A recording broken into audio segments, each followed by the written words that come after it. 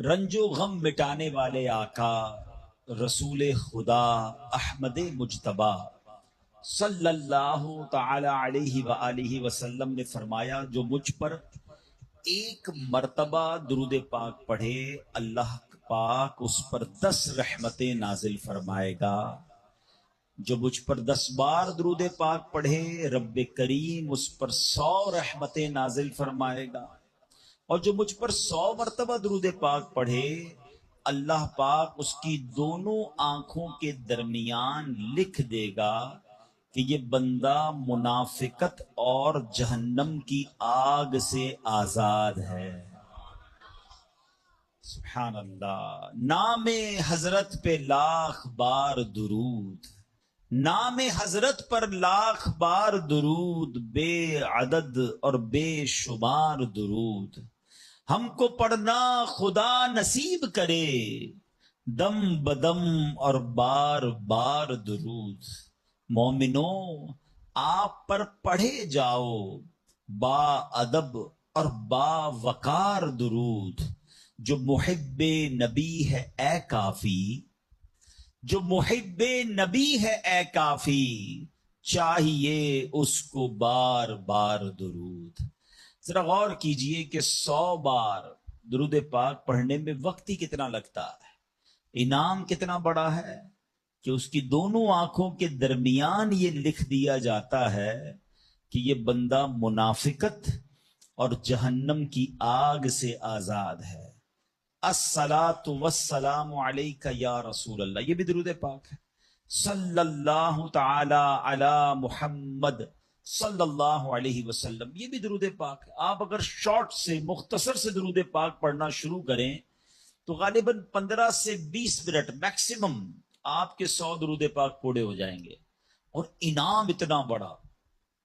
میں چوٹ کرنے کے لیے کہتا ہوں، اگر ہمیں یہ کہا جائے کہ جناب 100 بار جو درود پاک پڑھے گا اس کو 10,000 روپے ملیں گے، بندہ کہے یار 15 منٹ میں 10,000 روپے، 1000 بار درود پاک پڑھے گا تو 1,00,000 روپے ملیں گے۔ سبحان اللہ۔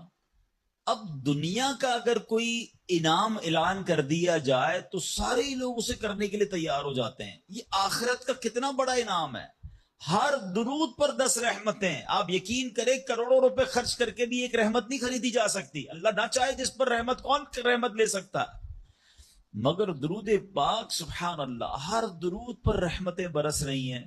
اس وقت جو حالات چل رہے ہیں، معاملات چل رہے ہیں، ہم سب چاہتے ہیں ہماری بھی حفاظت رہے، ہمارے بچوں کی، ہمارے کاروبار کی، ہمارے گھر بار کی حفاظت رہے، ہم سفر پر جائیں تو خیر سے جائیں، واپس بھی خیر سے آئیں۔ تو سبحان اللہ، مجھے بتائیے جس پر رحمت الہی برستی رہے تو اس کی کیسی حفاظت ہو جائے گی؟ تو گھر سے نکلے تو درود پڑھیں، سفر میں درود پڑھیں، بچوں کو کہیں کہ وہ گھر پہ درود پاک پڑھیں، تو انشاءاللہ یہ سارا رحمتوں کا حصار جو ہے ہمارے ارد گرد رہے گا۔ اللہ مجھے بھی اور آپ کو بھی کثرت سے درود پاک پڑھنے کی توفیق عطا فرمائے۔ آئیے مل کر محبت کے ساتھ بآواز بلند درود پاک پڑھ لیں۔ صلو علی الحبیب صلی اللہ تعالی علی محمد صلی اللہ علیہ وسلم۔ نبی کی شان میں ہو جس قدر درود پڑھو، محبوں پاؤ گے جنت میں گھر درود پڑھو، 1000 درد کو یہ ایک دوا کفایت ہے، 1000 درد کو یہ ایک دوا کفایت ہے، جو پیش آئے ذرا بھی خطر درود پڑھو۔ ایک بار پھر درود پاک پڑھ لے۔ صلو علی الحبیب صلی اللہ تعالی علی محمد صلی اللہ علیہ وسلم۔ میرے پیارے اسلامی بھائیو، علامہ ابن حجر رحمت اللہ تعالی فرماتے ہیں درود پاک ایک نیکی نہیں ہے۔ سبحان اللہ، ہم درود پڑھتے بعضوں کا سمجھتے ہیں ایک نیکی کمال، یہ کئی نیکیوں کا مجموعہ ہے۔ درود پڑھنے سے ایمان تازہ ہوتا ہے، یہ ایک نیکی۔ درود کی برکت سے نبی پاک علیہ الصلوۃ والسلام پر یقین بڑھتا ہے، یہ دوسری نیکی۔ درود پاک پڑھنے میں تعظیم مصطفیٰ ہے، رسپیکٹ آف رسول اللہ صلی اللہ تعالی علیہ وسلم ہے، یہ تیسری نیکی۔ درود پاک پڑھنے سے آخرت پر ایمان پکا ہوتا ہے، یہ چوتھی نیکی۔ درود پاک میں نبی پاک علیہ الصلوۃ والسلام کے احسانات کا ذکر ہے، یہ پانچویں نیکی، اور درود پاک میں نیکوں کے سردار مکی مدنی تاجدار صلی اللہ تعالی علیہ وسلم کا ذکر ہے، اور نیکوں کے ذکر پر رحمت اترتی ہے، یہ چھٹی نیکی ہے۔ ہائے ہائے، نیکیوں کا انبار لگ جاتا ہے اگر بندہ درود پاک پڑھنے والا بن جائے۔ اللہ مجھے اور آپ کو کثرت سے درود پاک پڑھنے کی توفیق عطا فرمائے۔ ایک بار پھر درود پاک، صلو علی الحبیب صلی اللہ تعالی علی محمد صلی اللہ علیہ وسلم۔ ایک واقعہ بڑا مشہور واقعہ ہے اور قرآنی واقعہ ہے۔ ابراہیم علیہ الصلوۃ والسلام اس کی بات نہیں مانتے تھے، وہ اللہ وحدہ لا شریک کی بات کرتے تھے۔ نمرود خدائی کا دعویٰ کرتا تھا۔ بڑے طویل واقعات ہیں کہ کس طرح نمرود کے دربار میں رہ کر حضرت ابراہیم نے حق کی دعوت دی۔ نمرود نے کہا کہ میں خدا ہوں، تو آپ نے فرمایا خدا تو وہ ہے جو زندہ کرتا ہے۔ تو نمرود نے کیا کیا، ایک بندہ جس کو سزائے موت سنا دی گئی تھی اس کو جیل سے نکال کے رہا کر دیا، کہا دیکھو میں نے بھی زندہ کر دیا، اس کی تو موت لکھی ہوئی تھی نا، سزائے موت ہو گئی تھی، میں نے اس کو فارغ کر دیا۔ آپ نے فرمایا اللہ تو وہ ہے جو موت دیتا ہے، تو اس نے ایک عام بندے کو پکڑا اور اس کو قتل کا حکم دے دیا، اس کو مار دیا، کہا کہ موت تو میں بھی دیتا ہوں۔ حضرت ابراہیم علیہ السلام نے کہا کہ میرا رب وہ ہے جو مشرق سے سورج کو نکال کر مغرب میں طلوع کرتا ہے، اگر تو خدا ہے تو مغرب سے نکال کر دکھا۔ اب اس کے پاس کوئی جواب نہیں تھا، یہ کیسے کر سکتا ہے کوئی؟ تو بہرحال کمال کا جذبہ تھا، کمال کا یقین تھا اللہ وحدہ لا شریک پر، ایسا یقین، سبحان اللہ۔ اب جب نمرود نے دیکھا کہ کوئی بات یہ ماننے کے لیے تیار نہیں ہے، تو ان بدبختوں نے یہ فیصلہ کیا کہ حضرت ابراہیم علیہ السلام کو آگ میں ڈال دیا جائے۔ اچھا وہ کوئی نارمل آگ نہیں تھی، ایسی آگ نہیں تھی کہ لکڑیاں لگائیں اور جناب بندے کو ڈالنا ہے، ایک ایسی آگ تھی کہ جو اس وقت تک اتنی بڑی آگ لگائی نہیں گئی تھی، اور ایسی آگ تھی کہ کوئی پرندہ بھی اوپر سے گزرتا تھا تو وہ گزر نہیں پاتا، جل کے اس کے اندر کوئلہ بن جاتا تھا، اور حضرت ابراہیم علیہ الصلوۃ والسلام کو اس آگ میں پھینکا جانے لگا۔ دیکھیں آج بھی اگر کوئی جیل میں قید ہو نا، سزا سنا بھی دی گئی ہو، تو اس کو یقین ہوتا ہے کہ کوئی نہ کوئی راستہ نکل آئے گا، ضمانت ہو جائے گی۔ یہاں تک کہ سزائے موت کے قیدیوں کو بھی یقین ہوتا ہے کہ چلے کوئی نہ کوئی چانس ہوگا، کوئی سزا معاف ہو جائے گی، کوئی عمر قید میں تبدیلی ہو جائے گی۔ سنا ہے پاکستان کی جیلوں میں کئی سال سے لوگ ہیں سزائے موت کے قیدی ہیں، مگر ان کو سزائے موت نہیں ہو رہی، تو کوئی نہ کوئی یقین یا امید رہتی ہے۔ حضرت ابراہیم علیہ السلام کو آگ میں پھینک دیا گیا ہے، اپنی طرف سے اچھال دیا گیا۔ تو جبریل امین آئے اور آ کر کہا کہ اے ابراہیم کوئی حاجت ہے تو بتائیں۔ حضرت ابراہیم علیہ السلام کہتے ہیں مجھے تم سے کوئی حاجت نہیں ہے۔ کہا پھر جس سے حاجت ہے اس کو بتا دینا، اللہ رب العالمین کی بارگاہ میں تو عرض کریں۔ تو آپ نے کہا حسبی من سؤالی علمہ بحالی، اے جبرائیل میں کس حال میں ہوں میرا رب کریم جانتا ہے، اس کا جاننا میرے مانگنے سے بہتر ہے۔ اب یقین کا لیول تو دیکھیں نا، اللہ دیکھ رہا ہے نا، میرے مانگنے سے بہتر یہ کہ وہ جانتا ہے، اس نے دیکھا ہے، اسے معلوم ہے مجھے آگ میں ڈالا جا رہا ہے، اگر وہ راضی تو میں بھی راضی۔ پنجابی شاعر کہتے ہیں نا، جے سونا میرے دکھ وچ راضی میں سکھ نو چلے پاوا ہوں، اگر میرا مالک میرے دکھ میں راضی ہے تو میں نے سکھ کو کیا کرنا ہے۔ ایک ایسا یقین تھا، مگر اس یقین کا نتیجہ کیا نکلا کہ قرآن میں رب فرماتا ہے یا نار کونی بردا و سلاما علی ابراہیم۔ پھر آگ کو رب نے کیا حکم دیا، ذرا سمجھیے گا بات کو، اللہ کی قدرت کا کیسا نظارہ ہے اس واقعے میں۔ مجھے بتائیے آگ کا کام کیا ہے؟ آگ کا کام تو جلانا ہی ہے نا، عقل بھی کہتی ہے، سائنس بھی کہتی ہے، تجربہ بھی کہتا ہے، جب بھی آگ ہے کوئی چیز ڈالو جلی جاتی ہے۔ مگر اسی آگ کو رب نے کیا حکم دیا، اے آگ ابراہیم پر ٹھنڈی اور سلامتی والی ہو جا۔ اللہ اکبر۔ حضرت ابراہیم کا ایمان ایسا تھا، یقین ایسا تھا کہ اتنی بڑی آگ جو ہے حضرت ابراہیم کے لیے گلزار بن جاتی ہے، باغ بن جاتی ہے۔ اچھا پھر ہوا کیا کہ نمرود جو ہے कुछ दिनों के बाद, ऐसा नहीं फौरन, कुछ दिनों तक आग जलती रही। हजरत इब्राहिम उसमें डाले जा चुके थे। नमरूद ने सोचा देखूं तो सही कि इब्राहिम का हाल क्या हुआ है। वो अपने महल की छत पर चढ़ गया और छत पर चढ़ने के बाद उसने आग की तरफ देखा। वो हैरान हो गया कि हजरत इब्राहिम उस इतनी बड़ी आग में ऐसे बैठे हुए हैं जैसे बंदा बाग में बैठा होता है। बिल्कुल उस आग ने कोई बाल भी बीका नहीं किया। हजरत इब्राहिम चंद मिनटों या चंद घंटों में नहीं रहे। तफासीर में लिखा कि हजरत इब्राहिम अलैहिस्सलाम उस आग में एक रिवायत के मुताबिक 7 दिन और एक रिवायत के मुताबिक 40 दिन उस आग में रहे, मगर जब आप बाहर आते हैं तो आग की ने कोई असर आप पर नहीं डाला। अल्लाह अकबर। अच्छा, फिर उसने क्या किया? नमरूद ने यह किया कि हो सकता है ये आग की जो ना कि कैटेगरी ठीक नहीं है, ये आग जलाने वाली आग नहीं है। तो नमरूद ने प्रैक्टिकल करने के लिए एक और बंदे को उस आग में डाल दिया। हजरत इब्राहिम उस आग में मौजूद हैं और बड़े नॉर्मल तरीके से बैठे हुए हैं, आग जल रही है। तो नमरूद ने एक और शख्स को आग में डाला। जैसे ही वो बंदे को आग में डाला, उस आग ने उस बंदे को जलाकर राख कर दिया। यानी उस आग का काम जलाना था, मगर मेरा रब जिसके लिए चाहे वो आग गुलजार बन सकती है। अल्लाह अकबर। आप अलैहिस्सलाम का जब ये मौजज़ा लोगों ने देखा तो कई लोग कलमा पढ़कर मुसलमान हो गए, मगर नमरूद के नसीब में ईमान नहीं था। लेकिन इस वाक़े से सीखने को क्या मिला? यकीन, बिलीफ, अल्लाह पर भरोसा। और अगर रब पर भरोसा होना तो ऐसे काम आज भी अपनी आंखों से हम देख सकते हैं। हाँ, शायर मशरिक कहते हैं ना, अगर आज भी हो इब्राहिम सा ईमान पैदा, there is only one condition, ईमान वो चाहिए, यकीन वो चाहिए। अगर आज भी हो कैसा ईमान? इब्राहिम सा ईमान पैदा, आग कर सकती है अंदाजे गुलिस्तां पैदा। आज भी गमों की आग बाग बनेगी, आज भी आपकी मुश्किलों की आग बाग बनेगी, मगर प्रॉब्लम ये कि ये भरोसा कहां है, वो यकीन कहां है? अल्लाह पर डगमगा गए हम लोग, हमारे यकीन और भरोसे हिल गए हैं। अल्लाह अकबर। आइए एक और वाकया सुनते हैं। हजरत अबू मुस्लिम खौलानी रहमतुल्लाह तआला अलैह, इनको उम्मत का हकीम कहा जाता था। बड़े कमाल की शख्सियत और बड़े अक्लमंद और दाना थे। आपके दौर में, आप यमन में रहते थे और आप ताबई बुजुर्ग हैं। ताबई किसको कहते हैं? जिसने किसी सहाबी को ईमान की हालत में देखा हो और उसका खात्मा भी ईमान पर ही हुआ हो।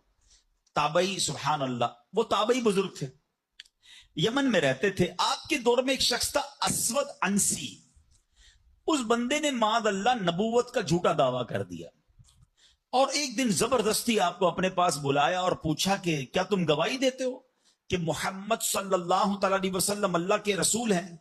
कहा हाँ बिल्कुल, मेरे आका अलैहिस्सलाम अल्लाह के नबी हैं, सच्चे नबी हैं, वो मेरे आका हैं, मैं उन पर ईमान रखता हूं। तो फिर वो कहता अच्छा ये गवाही देते हो कि मैं भी अल्लाह का रसूल हूं? हजरत अबू मुस्लिम खौलानी कहते हैं कि मैंने नहीं सुना तुम क्या कहते हो, यानी सुना ही नहीं उसकी बात, सुनी अनसुनी कर दी। असवद अंसी को बड़ा गुस्सा आया, उसने फौरन हुक्म जारी किया कि बड़ी और खौफनाक आग जलाई जाए। आग जलाई गई। अबू मुस्लिम रहमतुल्लाह तआला को उस दहकती आग में डाल दिया जाए, हुक्म दे दिया। आपका ईमान टस से मस नहीं हुआ, आप खड़े रहे और आपको उठाकर आग में डाल दिया गया। सुभान अल्लाह। जिस रब ने हजरत इब्राहिम के लिए आग को ठंडा किया था ना, गुलजार किया था, अबू मुस्लिम खौलानी रहमतुल्लाह तआला के लिए भी वो आग सलामती वाली हो गई। बिल्कुल सही सलामत आग से बाहर आ गए। असवद अंसी ने जब ये देखा कि ये इतनी बड़ी करामत, अब ये लोगों को पता चल जाएगा तो मेरी तो नबूवत का जो दावा है वो बेड़ा गर्क ही हो जाएगा। तो इनको आजाद भी कर दिया और कहा कि फौरन यहां से आप चले जाएं। तो आपको यमन से निकाल दिया। आप यमन से निकले और मदीना मुनव्वरा हाजिर हो गए। गुलामी में न काम आती है शमशीरें न तदबीरें, गुलामी में न काम आती हैं न शमशीरें न तदबीरें, जो हो ज़ौक़े यकीन पैदा तो कट जाती हैं जंजीरें, कोई अंदाजा कर सकता है उसके जोरे बाजू का, निगाहे मर्द मोमिन से बदल जाती है तकदीर। बात یقین کی ہے، بات ایسے کس کو کہتے ہیں، ایمان کی ہے۔ آج تو پرابلم یہ ہے، آج ہمیں کوئی سوال کر دیں ہم ٹینشن میں آ جاتے ہیں کہ واقعی اس بات کی دلیل کیا۔ اپنے ایمان کے بارے میں لوگ تذبذب کا شکار ہو جاتے ہیں، اللہ ایک ہے، اللہ واقعی موجود ہے، اللہ کہاں ہے، معاذ اللہ، ایسے ایسے سوال لوگ کر دیتے ہیں۔ اور چونکہ مطالعہ ہوتا نہیں ہے، علماء کی صحبت ہے نہیں، آپ سمجھیے بات کو، اس وقت جو ماحول ہے اپنے بچوں کے ایمان کی حفاظت کی فکر کرنے کا دور ہے۔ ہمیں پتہ ہونا چاہیے ہمارا ایمان کیا ہے، اللہ کے بارے میں، رسول کے بارے میں، فرشتوں کے بارے میں، قیامت کے بارے میں، جنت دوزخ، ہم کیا ایمان رکھتے ہیں اور اس کی ڈیٹیل کیا ہے۔ مسلمانوں کو اسلام کے بارے میں پتہ ہی کچھ نہیں ہے، اور اچھا جنہوں نے ایمان پر حملہ کرنا ہے ان کو سب پتا ہے، ان کو پتا ہے ان کو کیسے بہکانا ہے، ان کو پتا ہے ان کے دل میں شک کی پن کیسے چبونی ہے۔ تو خدارا یہ بات سمجھیے کہ اس وقت باقاعدہ ایسے لوگ، ایسے ادارے کام کر رہے ہیں کہ کسی طرح مسلمانوں کا ایمان چھین لیا جائے، ان کو اپنے رب سے ہی جناب یقین ختم کر دیا جائے، اسلام سے ہی ان کو ہلا دیا جائے، مگر فکر ہی کسی کو نہیں ہے۔ امام عشق و محبت اعلی حضرت نے 100 سال پہلے یہ بات کہی تھی، بتاؤ وہ 100 سال پہلے کے معاملات تھے، اب اور کتنے خطرناک ہو گئے۔ آپ نے لکھا تھا سونا جنگل رات اندھیری، چھائی بدلی کالی ہے، سونے والو جاگتے رہیو چوروں کی رکھوالی ہے۔ انہوں نے سمجھایا تھا کہ چور رکھوالے بن گئے ہیں، آپ کو اسلام کے لبادے میں اسلام کی بات کرنے آئیں گے اور ایمان لوٹ کے چلے جائیں گے، پتہ بھی نہیں چلے گا۔ کہتے ہیں آنکھ سے کاجل صاف چرا لیں یا وہ چور بلا کے ہیں۔ کیا محاورہ استعمال کیا ہے، آنکھ میں جب کاجل لگا ہوا ہو تو کون نکال سکتا ہے؟ آنکھ سے کاجل صاف چرا لیں یا وہ چور بلا کے ہیں، تیری گٹھڑی تاکی ہے اور تو نے نیند نکالی ہے۔ یہ دور غفلت کی نیند سونے کا نہیں ہے۔ ہمارے بچوں کو کتنا پتا ہے اسلام کے بارے میں، خود ہمیں کتنا معلوم ہے، لیکن یقین بزرگوں کا کیسا تھا کہ جناب ان کو آگ میں ڈال دیا جاتا تھا، وہ آگ باغ بن جاتی تھی۔ یقیناً آج کے دور میں یہ ٹیسٹ نہیں کریں گے ہم۔ اب یہ بھی نہ ہو کہ جناب کوئی کہے چلو جناب اسلام یقین جو ہے میرا، اسلام حق پر ہے کہ نہیں، آگ میں جاتا ہوں، آگ نہیں جلائے گی مجھے۔ پہلا ایسے یقین بھی تو لائے نا۔ یہ امتحان اور ٹیسٹ کرنا ہمارا کام نہیں، یہ اللہ والوں کا انداز ہوتا تھا۔ بڑی خوبصورت بات سمجھیے گا کہ ہمیں کس طرح اللہ پر بھروسہ رکھنا ہے۔ ایک شخص نے حضرت عیسیٰ سے کہا آپ اللہ پر کامل بھروسہ کرتے ہیں؟ کہا بالکل کرتا ہوں۔ کہا پھر پہاڑ سے کود جائیں، اللہ نے بچانا ہوگا تو تمہیں بچا لے گا، آپ کا رب بچاتا ہے کہ نہیں بچاتا دیکھتے ہیں۔ کیا خوبصورت جواب دیا حضرت عیسیٰ علیہ السلام نے۔ آپ فرماتے ہیں اللہ پر بھروسہ ضرور رکھتا ہوں مگر اللہ کا امتحان نہیں لیتا ہوں۔ تو یہ بھی بات سمجھنے والی ہے، اس طرح کے ٹیسٹ نہیں لیے جاتے اپنے آپ پر، مگر ان واقعات سے سیکھنا کیا ہے کہ یقین کیسا ہونا چاہیے، رب کے فیصلوں پر اطمینان کیسا ہونا چاہیے۔ سبحان اللہ۔ انہی حضرت ابراہیم علیہ السلام کا ایک اور واقعہ ہے نا، ایک قافلہ تھا، 3 افراد ہیں، بلکہ اس میں سبحان اللہ 4 افراد ہیں، حضرت ابراہیم، حضرت اسماعیل، بی بی حاجرہ، اور چوتھے کون تھے؟ حضرت جبرائیل۔ حضرت جبرائیل راستہ بتا رہے ہیں، یہ پورا قافلہ پیچھے پیچھے جا رہا ہے۔ کہاں جا رہا ہے؟ حضرت جبرائیل سے حضرت ابراہیم کو اتنا شوق تھا، پوچھتے ہیں اے جبرائیل ہماری منزل آ گئی؟ کہتے ہیں بھی اور آگے ہے۔ ہماری منزل آ گئی؟ کہتے ہیں بھی اور آگے ہے۔ لکو دک صحرا میں ایک ٹیلے پر جا کر، کون سی جگہ تھی جہاں آج مکہ آباد ہے؟ کچھ بھی نہیں تھا، کعبہ بھی نہیں تھا، اسی ٹیلے والی جگہ پر بعد میں کعبہ بنایا گیا۔ بالکل صحرا ہے، نہ پانی ہے نہ کھانا ہے۔ حضرت جبرائیل نے بتایا اے ابراہیم تمہارا مقام آ گیا ہے۔ حضرت ابراہیم کی اطاعت دیکھیں کہ وہ بیٹا جو 99 سال کی عمر میں دعاؤں کے بعد ملا ہے، حضرت اسماعیل آپ کو 99 سال دعا کرتے کرتے گزر گئے، پھر ملے تھے، مگر حکم کیا تھا کہ اپنے بیٹے کو، اپنی زوجہ کو وہاں چھوڑ آؤ۔ حضرت ابراہیم اپنی زوجہ کو، اپنے بیٹے کو جب چھوڑ کر جاتے، تھوڑے سے کھجورے ہیں، پانی ہے، تو بی بی حاجرہ کیا کہتی ہیں؟ 3 بار کہا کہ ابراہیم کس کے سہارے چھوڑے جا رہے ہیں، کس کے سہارے چھوڑے جا رہے ہیں؟ حضرت ابراہیم نے جواب نہیں دیا، تو آخر میں کہتی اللہ امرک بہذا، اے اللہ کے نبی، کیا اللہ پاک نے آپ کو اس کا حکم دیا ہے؟ آپ نے کہا مجھے رب نے حکم دیا ہے. اب یقین دیکھیں اس خاتون کا, اس ماں کا یقین دیکھیں جس کا چھوٹا بچہ ساتھ ہے, دودھ پیتا بچہ ساتھ ہے, نہ کوئی انسان نہ پرندہ. مگر جب حضرت ابراہیم نے کہا نا کہ ہاں رب کا حکم ہے, تو کیا کہا, اے اللہ پاک کے نبی, اگر یہ اللہ پاک کا حکم ہے تو پھر آپ خیر سے جائیں, اللہ ہمیں ضائع نہیں کرے گا.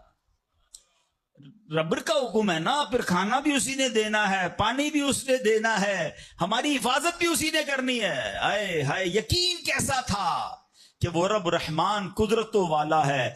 اللہ وہ ہے جو مردے سے زندہ نکال سکتا ہے. اللہ وہ ہے جو دن سے رات کو بناتا ہے, رات سے دن کو بناتا ہے. اللہ پاک وہ ہے جو بنجر زمین کو سرسبز و شاداب بنا دیتا ہے. یہ وہی رب ہے جو صحرا سے چشمے نکال دیتا ہے. اللہ پر یقین تھا کہ اگر پانی نہیں تو کیا ہوا, پانی بھی اسی کی نعمت ہے, وہی عطا فرمانے والا ہے. ارے یہاں کھانا نہیں تو کیا ہوا, رزق دینے والا تو موجود ہے. سبحان اللہ. اور ایسا ہی ہوا, کہا آپ خیر سے جائیے, اللہ ہمیں ضائع نہیں کرے گا.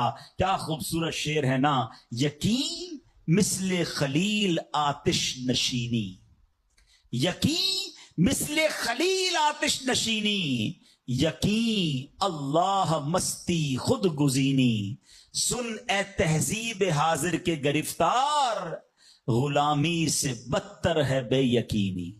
کیا ترجمہ ہوا اس کا, اس کا معنی کیا ہوا؟ یقین کیا ہے؟ حضرت ابراہیم کی طرح بے خطر بغیر ڈرے آگ میں کود جانے کا نام یقین ہے. یقین کیا ہے؟ محبت الہی میں غرق ہو جانا اور اپنے آپ کی اصلاح میں لگ جانا یقین ہے. ایک بڑا پیارا واقعہ ہے. ایک گاؤں میں بارش نہیں ہو رہی تھی اور لوگ پیاسے مر رہے تھے. کئی سال ہو گئے بارش نہیں ہو رہی تھی. آخر کار گاؤں والوں نے پلان کیا کہ سارے گاؤں والے جمع ہوتے ہیں اور مل کر دعا کرتے ہیں, نماز استسقاء, اور اس کا ایک پورا طریقہ ہے دعا کا. ایک قطرہ بارش کا نہیں پڑ رہا تھا, مویشی بھی پیاسے, لوگ بھی پیاسے, کنویں بھی سوکھ گئے تھے. اب جب گراؤنڈ میں لوگ جمع ہوئے نا, تو ایک نوجوان ہاتھ میں چھتری لے کر آیا. لوگ اس کا مذاق اڑانے لگے, ارے اللہ کے بندے, سالوں ہو گئے بارش نہیں ہوئی ہیں, تم چھتری لے کر آئے ہو. تو کہتا مانگنے کس سے آیا ہوں, اس رب نے بارش تو دینی ہے, واپسی کیا بھیگتا ہوا جاؤں گا. اور علماء کہتے ہیں جب دعا شروع ہوتی ہے تو اتنی بارش ہوتی ہے کہ پورا گاؤں بھیگتا جاتا ہے, وہ نوجوان چھتری کے سائے میں جا رہا ہے. فرمایا یہ اس نوجوان کا یقین تھا جس کی وجہ سے یہ بارش ہوئی ہے. کاش یہ بات سمجھ آ جائے. ارے رب پر بھروسہ نہیں کرو گے تو کس پر بھروسہ کرو گے؟ اپنے دین پر, اللہ رسول کے فرمان پر ہی ہمیں بھروسہ نہیں ہے. غور کیجئے, یہ یقین لے آؤ واپس, زندگی میں موج آ جائے گا. زندگی اتنی پرسکون ہو جانی ہے اگر اللہ کے فیصلوں پر یقین آ جائے, اللہ کی عطاؤں پر یقین ہو جائے, آخرت کے وعدوں پر یقین ہو جائے, نبی پاک کی حدیثوں پر یقین ہو جائے. اعلیٰ حضرت رحمت اللہ تعالی علیہ کا کیسا یقین تھا. ایک بار غالباً اپنی والدہ کے ساتھ حج پر جا رہے تھے. اس زمانے میں پانی کے شپ جاتے تھے. اتنا زبردست رف سی ہو گیا, طوفان آ گیا, لوگ ڈر گئے, کلمے پڑھنے لگے, یہاں تک کہ لوگوں نے کفن نکال لی ہے کہ چلو کفن پہن لے, ڈوبنے والا ہے جہاز. اعلیٰ حضرت امام اہل سنت مفتی ہیں, ٹھیک ہے نا, اتنے بڑے مفتی ہوتے ہوئے نے اپنی والدہ کو کہا میں اللہ کی قسم کھا کر کہتا ہوں جہاز نہیں ڈوبے گا. تھوڑی دیر ہوئی تو ایسا ہی ہوا, جہاز کو کام ڈاؤن ہو گیا, سب خیر سے پہنچ گئے. تو ماں نے کہا بیٹا اتنی بڑی قسم کیسے کھا لی تم نے؟ کہ میں نے نبی پاک علیہ السلام کا فرمان سنا ہے, جو کشتی میں بیٹھ کر یہ دعا پڑھ لے, بسم اللہ مجریہا و مرساہا ان ربی لغفور الرحیم, وہ کشتی نہیں ڈوبے گی. میں اللہ کی قسم کھا کے کہتا ہوں کہ میرے نبی نے فرمایا نا, وہ یقین تھا. ہم کتنی بار دعا پڑھتے ہیں مگر دعا پڑھ کے بھی کہتے ہیں پتہ نہیں قبول ہوگی نہیں ہوگی, پڑھ لیتے ہیں. یہ والی چیز نکال دیں.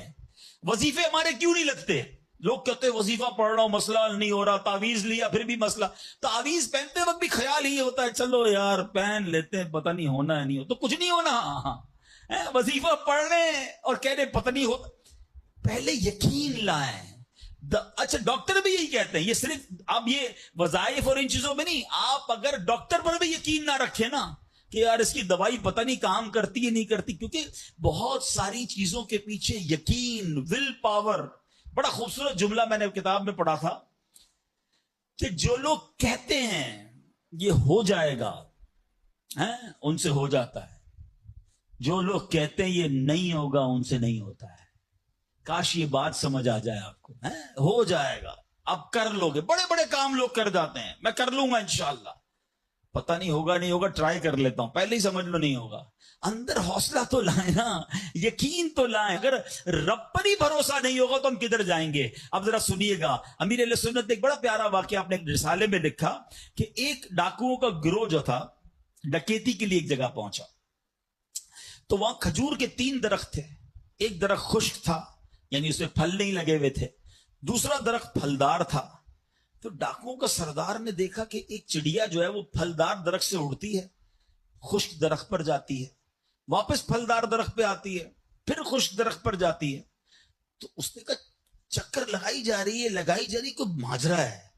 تو اس نے غور سے دیکھا تو کیا دیکھا کہ وہ چڑیا جو ہے وہ پھلدار درخت سے جو ہے وہ کھجور لیتی ہے، اور جب خشک درخت پر جاتی ہے تو وہاں ایک اندھا سانپ منہ کھولے بیٹھا ہے، وہ چڑیا جا کر اس کے منہ میں کھجور ڈال کے آتی ہے، پھر دوبارہ جاتی ہے کھجور لا کر پھر اس سانپ کے منہ میں ڈالتی ہے۔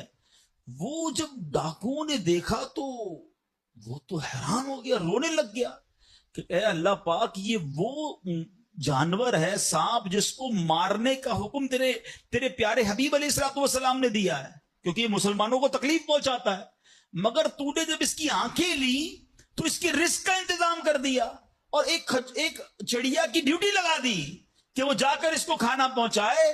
تو میں تو اشرف المخلوقات ہوں، میں تیرے بندوں کو لوٹ رہا ہوں، اے اللہ تو میری توبہ قبول فرما، میں آئندہ ایسا نہیں کروں گا۔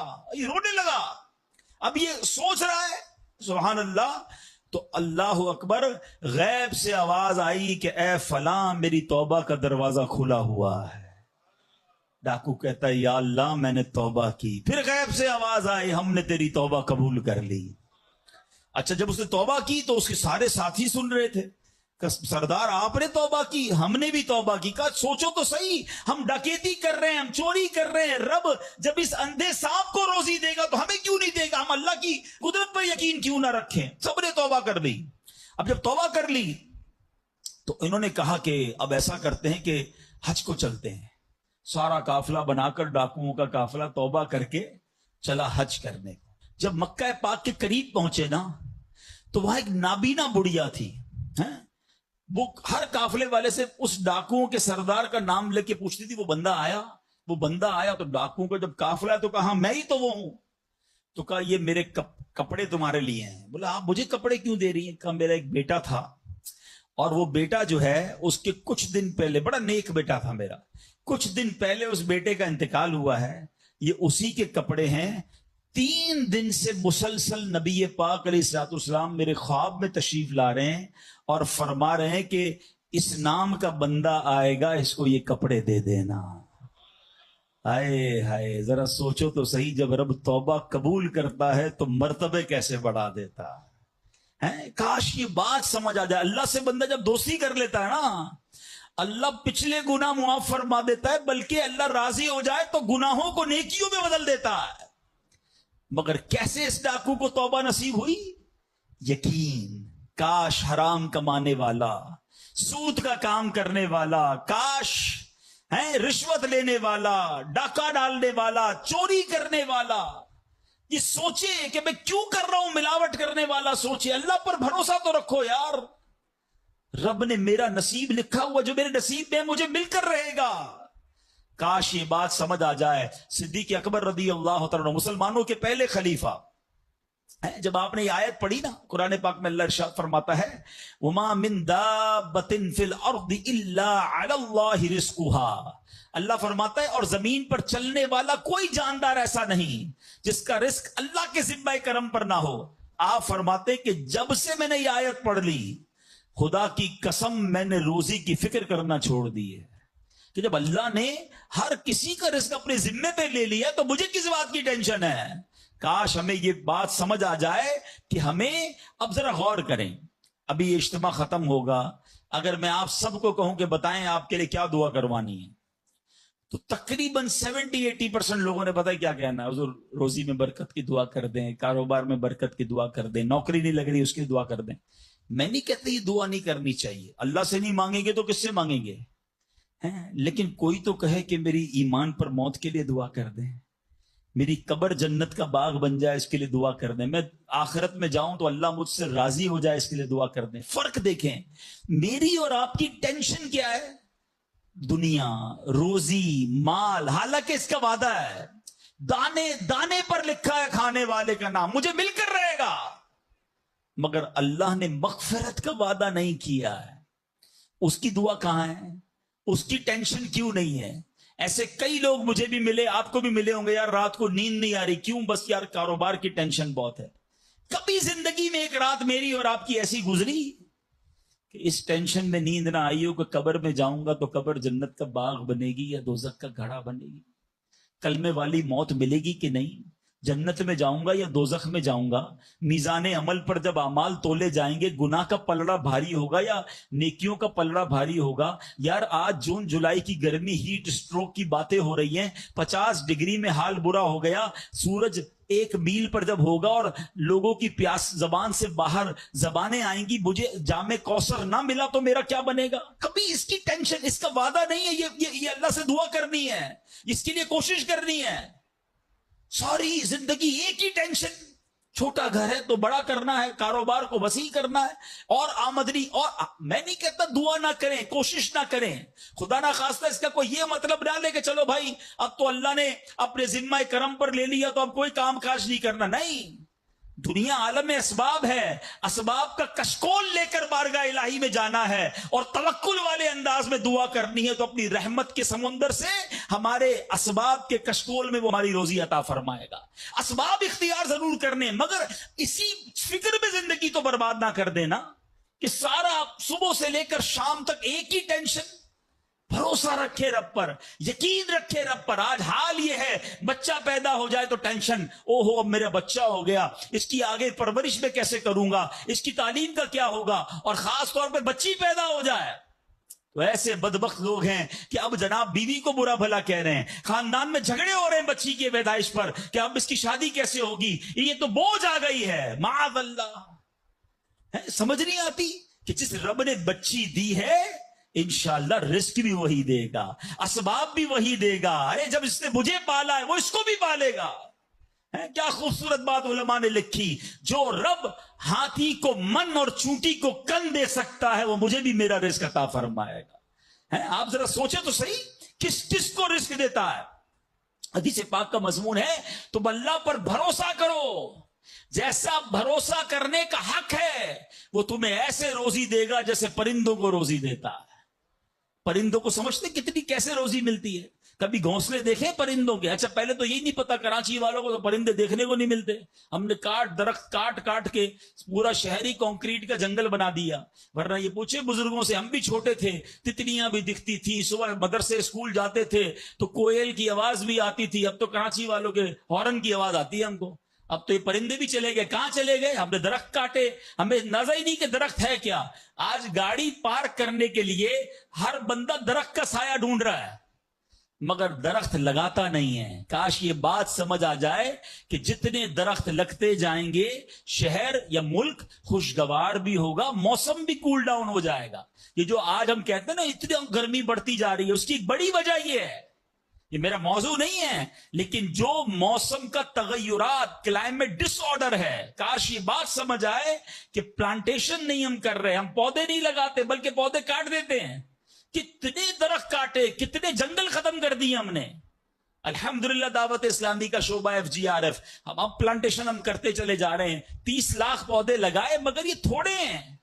کاش میری یہ بات لوگ سن رہے ہوں کہ اگر آپ نے اپنے آنے والی نسلوں کو خوشگوار موسم دینا ہے، اچھے حالات دینے ہیں، ٹھنڈی چھاؤں دینی ہے، آکسیجن کی فیکٹریاں دینی ہیں، تو ہم سب کو کم از کم ایک پودا لگانا چاہیے۔ 24 کروڑ پاکستانی سب صرف ایک پودا لگائیں اور اس پودے کو درخت بنائیں، صرف پودے کو بچے کی طرح پالیں۔ آپ یقین کریں ہمارا ملک ایک پورا ملکی باغ بن جائے گا۔ تو اب ذرا سوچیں کہ ہمیں یہ بات سمجھنی ہے کہ یہ گھونسلے، یہ جو حدیث میں سنا رہا تھا، بات کہاں سے چلی کہ اللہ پرندوں کو کیسے رزق دیتا ہے۔ آپ کو پتا پرندے کتنے؟ ایک تحقیق کے مطابق اس دنیا میں جتنے انسان ہوتے ہیں نا ملٹی پلائی بائی 10 جانور ہوتے ہیں. اگر 800 کروڑ انسان ہیں, 8 ارب کے قریب آبادی ہو گئی دنیا کی, 800 کروڑ, 8 ارب, تو آپ سمجھو کہ 80 ارب جانور ہیں دنیا میں. اور کہا جاتا ہے ملٹی پلائی بائی 10 کریں اس کو تو اتنے پرندے ہوتے ہیں. یعنی اس کا مطلب 800 ارب کم و بیش پرندے ہیں دنیا میں. آپ نے پرندوں کے گھونسلے دیکھے کبھی کہ جب گھر سے صبح اڑتے ہیں نا اپنے گھونسلے سے, سب کے پیٹ خالی ہوتے ہیں, گھونسلے میں کوئی کبڈ نہیں ہوتی ہے, کوئی شام کا دوسرے دن کا چارہ نہیں ہوتا ہے, بچے چھوٹے چھوٹے چھوڑ کر جاتے ہیں. مگر یہ 800 ارب پرندے جب شام کو گھونسلے میں آتے ہیں, اللہ سب کو رزق دے چکا ہوتا ہے. کوئی پرندہ دنیا میں بھوکا نہیں سوتا. کیا خوبصورت بات, سمجھو اس کو اس کا مزہ لو نا. رب ہاتھی کو من دیتا ہے, اس کو ہاتھی کو کتنا کھانا چاہیے, دنیا میں کتنے ہاتھی ہوں گے, اس کو روز کے منو کھانا مل جاتا ہے. اور چونٹی کو کن چاہیے ہوتا ہے چھوٹا سا, وہ رب اس کو کن بھی دے دیتا ہے, پرندوں کو روزی دے دیتا ہے. اور جو اشرف المخلوقات ہیں وہ ٹینشن کھا رہے ہیں, وہ کبھی بلڈ پریشر کی گولی, تو کبھی شوگر کی گولی, کبھی ڈاکٹر کے پاس, ٹینشن بہت ہے ڈاکٹر صاحب 2 سال بعد کیا ہوگا, مارکیٹ ڈاؤن. ارے بھائی تب سب چیزوں کا وعدہ ہے اور تم اس ٹینشن میں رہ گئے.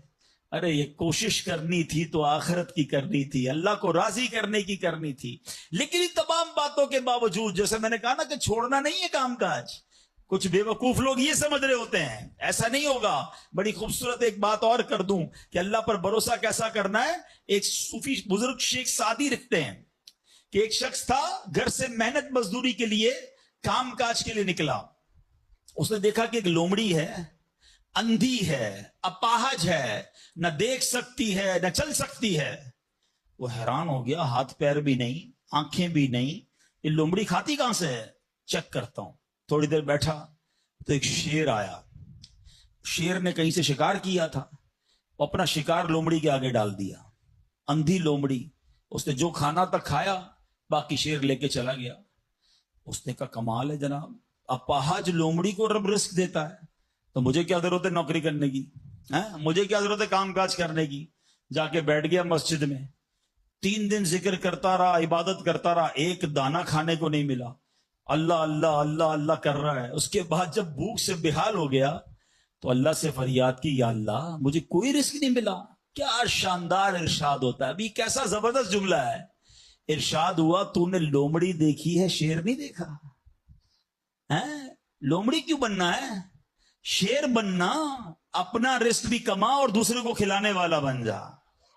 کچھ لوگ سمجھتے مجھے کوئی اور کھلا ہے, اب میرا بھائی کما رہا ہے, میں گھر میں بیٹھا مزے کرتا رہوں. نہیں, فرمایا ایک بلکہ واقعہ آتا ہے, ایک بزرگ کے بارے میں آتا ہے. ایک شخص گیا, کہا میں نمازیں پڑھ رہا ہوں, عبادت کرتا ہوں, میرا بھائی مجھے سپورٹ کرتا ہے, وہ روزی کماتا ہے. فرمایا تیرا بھائی تجھ سے زیادہ افضل ہے. اللہ کو یہ پسند ہے کہ بندہ اپنے ہاتھ سے کمائے, کسی پر ڈیپینڈیبل نہ رہے, کسی پر بوجھ نہ رہے. یہ شریعت کو محمود ہے. کوشش کرنی ہے, پھر اس کے بعد اللہ پر چھوڑ دینا ہے. کوشش سے انکار نہیں ہے, مگر صرف کوشش کرتے کرتے نمازیں بھی جا رہی ہیں, بھروسہ بھی رب پہ جا رہا ہے, یقین بھی ختم ہو رہا ہے, صبح سے شام مال کما رہا ہے, یہ پسندیدہ نہیں ہے. تو ان دونوں چیزوں میں فرق کرنا ہے اور اللہ پر یقین رکھنا ہے. پھر دیکھیں انشاءاللہ کیسے دنیا اور آخرت کی برکتیں ملتی ہیں. تو بہرحال میرے پیارے اسلامی بھائیوں, کاش یقین مل جائے تو پھر دیکھیں یقین کیسے کام بناتا ہے. امام حسن بصری نے ایک حدیث پاک بیان کی. آپ فرماتے ہیں, حدیث سنیے گا. پیارے آقا علیہ الصلوۃ والسلام فرماتے ہیں, لوگوں کو اس دنیا میں سب سے بہترین چیز یقین اور عافیت عطا کی گئی ہے. لہذا اللہ پاک سے ان دونوں چیزوں کو سوال کیا کرو. اللہ سے یقین مانگے اور اللہ سے عافیت مانگے. امام حسن بصری جب حدیث پاک بیان کی نا تو فرمایا, رسول اکرم علیہ الصلوۃ والسلام نے سچ فرمایا, یقین ہی کی برکت سے جنت ملتی ہے, یقین ہی کی برکت سے آدمی جہنم سے دور بھاگتا ہے, یقین ہی کی برکت سے فرائض پورے ادا کرتا ہے, یقین ہی کی برکت سے آدمی ایمان پر ثابت قدم رہتا ہے, اور عافیت میں بڑی بھلائی رکھ دی گئی ہے.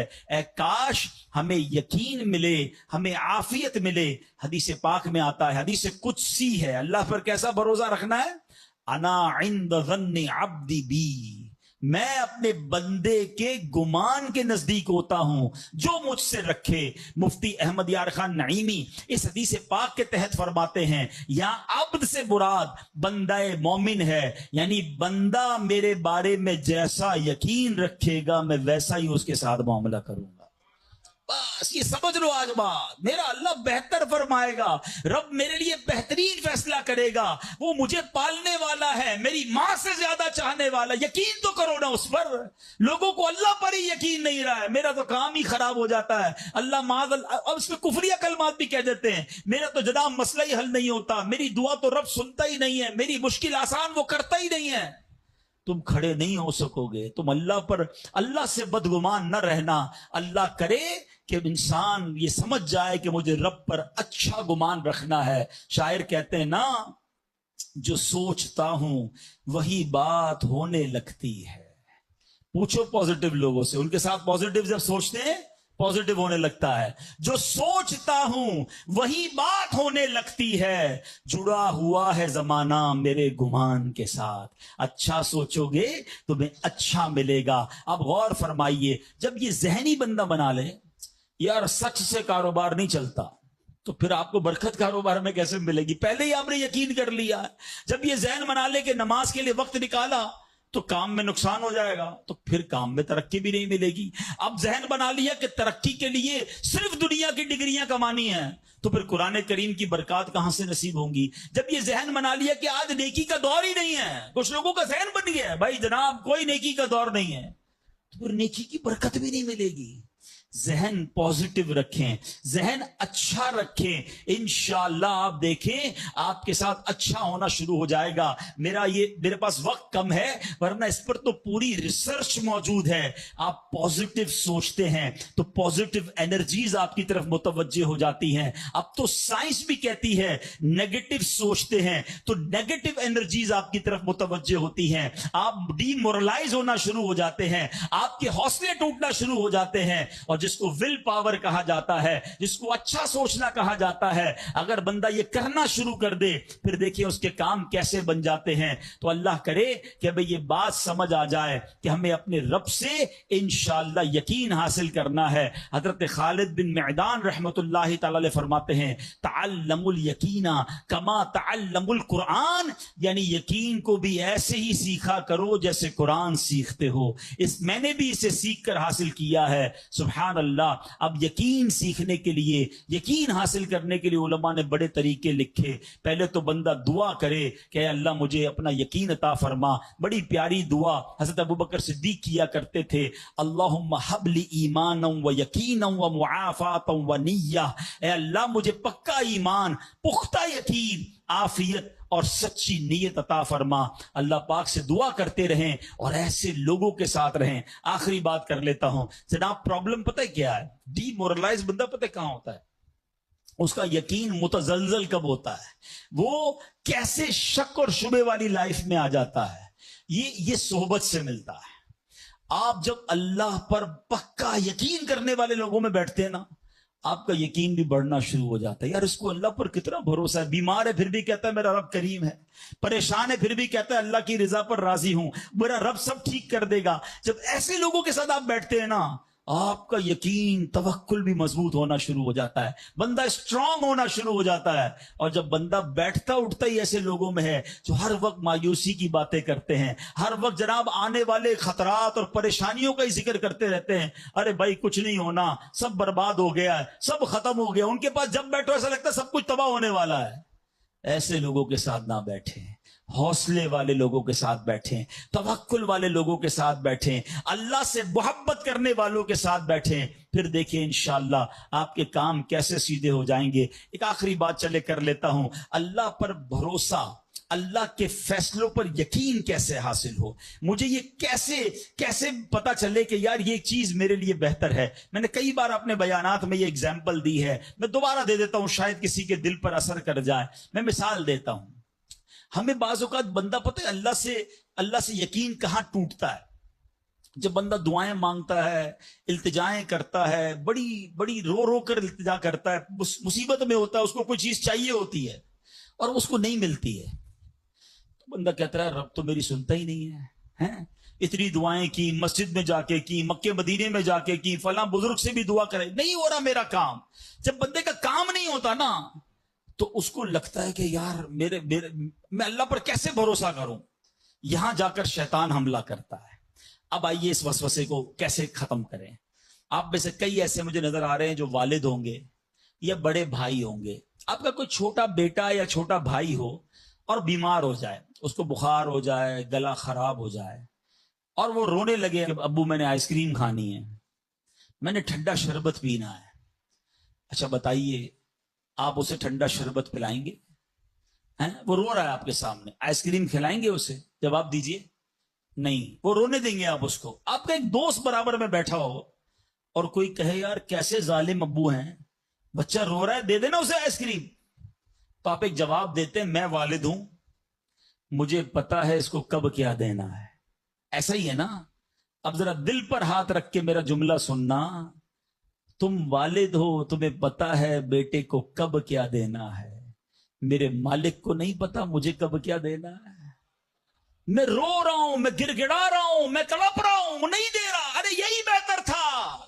ہو سکتا ہے کہ میں جو مانگ رہا ہوں مجھے مل جاتا تو وہ میرے لیے اور برا ہوتا۔ علماء کہتے کسی کا امیر ہونا اس کے لیے اچھا ہے، کیونکہ وہ غریب ہوگا تو وہ ایمان سے متزلزل ہو جائے گا۔ کسی کا غریب ہونا اس کے لیے اچھا ہے، کیونکہ اگر اسے مال دے دیا جائے گا تو اس کا ایمان چلا جائے گا، وہ غلط کاموں میں پڑ جائے گا۔ کسی کو اولاد دینا اس کے لیے اچھا ہے، اور کسی کو بے اولاد رکھنا اس کے لیے اچھا ہے۔ ہو سکتا ہے بیٹا ایسا ہونے والا ہو جو بڑا ہو کے باپ کو ہی مار کے گھر سے نکال دے۔ کیا ہم نے نہیں دیکھے ایسے واقعات؟ ایسی اولاد نہیں دیکھی جو ماں باپ کو قتل کر دیتی ہے؟ لوگ کہتے ہیں اس سے بہتر تو بچہ ہی نہ ہوتا۔ ارے رب بہتر جانتا ہے مجھے کیوں بیٹا نہیں مل رہا، مجھے کیوں بیٹی نہیں مل رہی، مجھے کیوں اولاد نہیں ہو رہی، مجھے کیوں مال نہیں مل رہا، میں اب تک گھر کیوں نہیں لے سکا۔ ہو سکتا ہے میرے رب نے اس کے بدلے میرے لیے بہت ساری نعمتیں رکھی ہوں۔ کاش یہ بات سمجھ آ جائے۔ مجھے ایک بات بتاؤ نا، میری ماں، آپ کی ماں، دنیا میں سب سے زیادہ ہم سے پیار کون کرتا ہے؟ ہماری ماں کرتی ہے۔ کبھی ماں ہمارے لیے غلط فیصلہ کر سکتی ہے؟ نہیں کر سکتی۔ ارے جو ماں میرا اچھا سوچتی ہے، اس ماں کے دل میں جس نے ممتا ڈالی ہے، جو کروڑوں ماؤں سے زیادہ مجھے چاہنے والا ہے، وہ میرے بارے میں کیوں نہ اچھا فیصلہ فرمائے گا۔ کاش یہ یقین آ جائے کہ جو رب نے کیا ہے وہی بہتر کیا ہے۔ سبحان اللہ۔ زندگی کا ایک اصول بنا لو، میرا کام، جب آپ کا کام ہو جائے نا تب بھی کہو اللہ کا شکر ہے، اور جب کام نہ ہو کہو جب بھی اللہ کا شکر ہے۔ میرے لیے یہی بہتر ہوگا۔ آپ مزے میں آ جاؤ گے، اللہ سے دوستی کر لو، اے میرے رب جو تو نے فیصلہ کیا میں اس پر راضی ہوں۔ آپ کسی ٹینشن میں نہیں رہو گے۔ ہمارا پرابلم پتہ ہے کیا ہے؟ ڈیفنس کے لوگوں جانتے ہیں، کبھی گزرتے ہوں گے نا ڈیفنس کی گلیوں سے، یار یہ پلاٹ بہت اچھا مل رہا تھا، 4 سال پہلے یہ ریٹ تھا، میں لے لیتا، آج تو کتنی پرائس ہو گئی، یار وہ گاڑی 1 مہینہ پہلے لینے والا تھا، نہیں لی، گورنمنٹ نے پرائس بڑھا دی، یار یہ فیکٹری میں پہلے خرید لیتا۔ اسی ٹینشن میں رہتے ہیں، یہ کر لیتا، وہ کر لیتا، ارے نہیں کیا، نہیں ہوا، وہی میرے لیے بہتر تھا۔ جو رب نے دیا وہی میرے لیے بہتر ہے۔ خدا کی قسم، جس دن اللہ پر بھروسہ سیکھ لیا، رب سے دوستی کر لی، رب کے فیصلوں پر اطمینان تمہیں حاصل ہو گیا، زندگی کے بہت سارے غم ختم ہو جائیں گے۔ جو بھی ہوگا وہ رب کی طرف سے ہے۔